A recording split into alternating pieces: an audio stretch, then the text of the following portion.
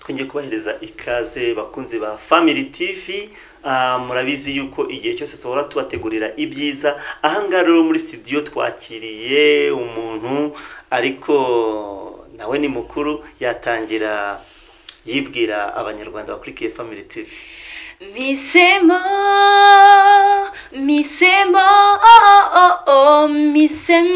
kwibera mu mahema yawe.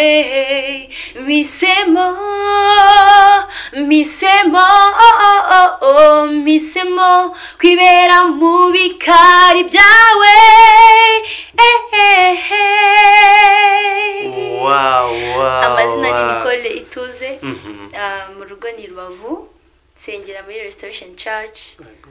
Nkaba ndirimba indirimbo zihimbaza Imana. Wow.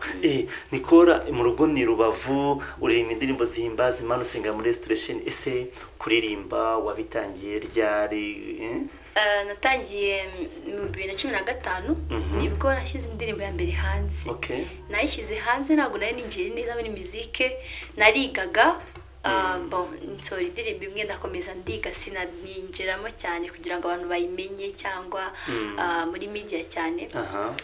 Mu 2017 nibwo nakomeje career yanjye muri muzike. Nukuvuga ngo ubu ngubu ukora muzike, uraririmba? Ndaririmba ariko ntabwo mbikora nk'umwuga. Ni hari ibyo nize, nteganya kubona akazi nkabikoramo. Yego. Wize iki? Nize alternative energy. Okay. Ibijyanye n'ingufu byose. Okay. Ndagerageza. Nicole, noneho wenda umuntu yakwibaza, watangiye kuririmba 2015. Ese kuva icyo gihe kugeza uyu munsi waba ufite indirimbo zingahe? Kuva 2015 nakoze indirimbo enye kugeza ubu ngubu. Yego. Nashyizemo project zindi ziri muri studio nari nashyira hanze. Mvuga ngo izo ndirimbo enye zimaze kugera hanze? Zimaze kugera hanze. Nukuvuga ngo muri izo ndirimbo ese ni audio gusa, harimo video? Kugeza ubu ndatanga ivugabutumwa mu buryo bw'indirimbo ariko biri audio. Okay. Kugeza ubu ntabwo ndakora video. Ese kuki gukora indirimbo noneho byo biri video, kuki byo utabyitabira? Kandi nzi yuko nko ku ma YouTube, ku ma televiziyo naho haba hari abantu baba bakeneye indirimbo zanyu cyane. Urebye video nago ari ugupfa kwikora. Abahanzi baranyumva neza buriya. Ariko icyambere ngiye nakoze ni ukugira ngo nange message. Okay. Burya niyo mwumva indirimbo wumva message. Cyambere gutanga message za audio nta kibazo, ariko n'igihe nikigera Imana nishaka ariko bitari kera cyane na video tuzazikora. Okay, uvuze ku kintu kirekanye na message. Ese iyo wandika indirimbo iza ite? Ese message wibandaho cyane ni yihe? Ntago navuga ngo nibanda kuri iyi message. Inspiration arukoniza. Okay. Ugahimba ukumva biraje, ukumva haje ikintu cyo gushima Imana cyane kikujemo, igasoka ari indirimbo wumva ari yo gushima Imana, ugasanga ari indirimbo yo gutuma abantu kuhumuriza, ukumva biraje. Mbese inspiration igiziye. Wenda tuvuge nk'ino ndirimbo turirimbiye Mpisemo, yaje iti? Ukuntu yaje, nabonye ibyo nkora byose Imana niyo yonyine, niyo nahisemo kuko inzara nago yankura ku Mana, kubura amashuri biri muri vasirimo nago bishobora gutuma mbese niganyira.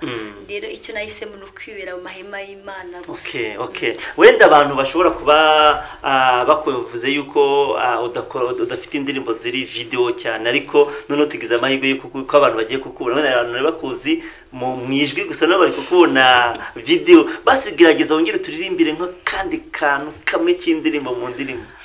Okay. Hari indirimbo merutse gushyira hanze yitwa Tuza.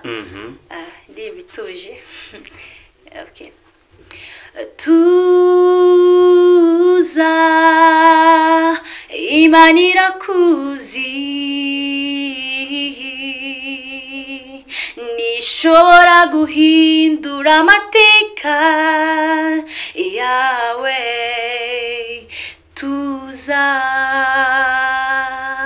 dore wahishaga benshi kandi wakomezaga maboko atenebutse. Ese kuvuga nkayo ubwo yarari mu bihe bikomeye, ati iyaba umubabaro wanjye washoboraga kugerwa ku gipimo, tuza Imana irakuzi, nishobora guhindura amateka yawe, tuza. Wow, vraiment. Indirimbo nziza cyane, ntekereza yuko ikora ku mutima. Ese kuririmba neza gutya hari nk'ibintu wihariye waba ukora cyangwa waba urya kugira ngo ijwi risokurigoro rikatishe? No, ndumva sinzi niba hari ibiribwa bituma naririmba neza, ariko ntabwo mvuga ko ndadirimba neza cyane kuri ntabwo uko numva mbishaka ntabwo biraza. Okay, ese wumva ushaka kugera ku ruhe rwego? Urwego nshaka kugeraho ni urwego rwiza, ibyo nyine uririmba umuntu akumva message iri mu ndirimbo, ariko akumva nawe bimunyuze kumva kuririmba. Ese ukuririmba ubona wabigira umwuga ku buryo bavuga ngo nicyo kintu nzajya nkora gusa nta kindi kintu? Birashoboka ko kuririmba wabigira umwuga, kuko ntarabo bitunze wenda. Yego. Ariko cyane ngewe ku giti cyanjye mba numva ndirimba kugira ngo abantu bumve ubutumwa, ikindi kugira ngo ibindimo mbisore bibashe kumvikana. Okay. Noneho rero wageze ahangaha, hari ikintu noneho kiri gucishikana haba kuri WhatsApp haba hehe, bariho Nicole Tuze ahantu henshi cyane. Ese wakibwira abanyarwanda? Igihari nuko indirimbo za Nicole ziri muri Collection. Yego. Indirimbo yitwa Mpisemo, ushobora gufata muri message kohereza code 138. Yego. 288. Iyo ni code y'indirimbo yitwa Tuza, kohereza kuri 37888. Yego. Icyo gihe baguhamagaye kwa kundi telefone ibigisona wumva Tuza. Wow, donc bahita bumva ijwi ryiza. Ntabwo mbizi. Okay. Ariko maybe hari na Mpisemo nayo ni 138 289. Iyo code yohereza kuri mubare 7 Okay. Nuvuga ngo umuntu Collection, nuvuga ngo umuntu ushaka kujya yitaba indi sonoria yo muri telefone akazamo indirimbo yawe yabikora gutyo. Ushaka ko bajya baguhamagara kwa kundi utarafata telefone. Yes, umuntu uri umuntu ntabwo aruha kubera ko bari kumva indirimbo muri matiye. Ukoresha code ukabikora. Ese hari inyungu wowe waba ubifitemo ku indirimbo zawe zakoshwa gutyo? Inyungu zishobora kuba zihari, ariko ngiye n'uburyo kugira ngo abantu bamenye indirimbo zanjye bazumve. Okay. Imishinga none waba udufitiye imbere? Imishinga ni myinshi, iruzuye ishyize muri iki cyumba ntabwo. Okay. Ntabwo cyakuzura tugashyira n'andi. Okay. Ariko ibyihutirwa hari indirimbo mfite ebyiri narashyira hanze zigiye kurangira, ziri kuba producer beza bakora neza cyane. Yego. Ndumva ari byo bintu biri imbere muri uku kwezi kuri imbere. Hanyuma kuduha video biracyari uyu mwaka ntabwo nzaragira nafite video. Okay, noneho rero reka turangiza basi ugira ubutumwa ugenera abakunzi bawe. Ubutumwa natanga kugira ngo babwire ko ndabakunda cyane, abantu bantera courage, bakuvuga bati Nicole komerezaho, kandi muri gospel nago ni ikintu ugomba kwitondera. Ikindi ni indirimbo zanjye mu supporting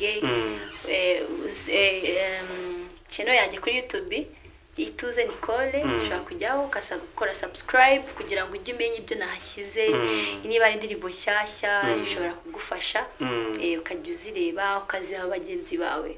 Wenda akandi kantu gatoya turi kurangiza abashaka kugutumira ese hari ibitaramo ujya witabira ku buryo abantu bagutumira ukaza kuririmbamo ya nibyo abashaka kuntumira nta kibazo barantumira nkajya kwitabira ibitaramo tukaririmba nta kibazo rwose. Okay, noneho wenda turangiza hari akantu muri iyo minsi kamaze iminsi kavugwa ko kerekanye no kuririmba abantu bambaye amapantaro ese nk'umuntu w'umukobwa w'umujene ukibyuruka wowe urakavuga iki? Bon ubundi mbona biterwa n'ahantu hariho. Ibihugu byateye imbere bifite na gospel iri strong. Yego. Usanga bajya imbere bara amapantaro ariko nyine hesheje Imana ikibayiro amapantaro atandukanye. Bon hari abateye isoni wenda ariko hari niyo ubona idoze ukuntu nta kibazo biteye. Kuri wowe noneho? Kuri njyewe mba numva nta kibazo rwose. Wowe kuri wowe nta kibazo. Aha, hanyuma noneho duhe akapera baso dusezere nawe. Ndagushima ndaguhimbaza marakira ishimwe ryanjye nari mwisayo uransayura marakira ishimwe ryanjye. Urakoze cyane vraiment katwizere nuko n'ikindi gihe nitugutumira uzitabira ubutumire bwacu muri Family TV. Ndabashimiye Family TV mwakoze cyane kuntumira Imana ibaho umugisha. Akoze cyane.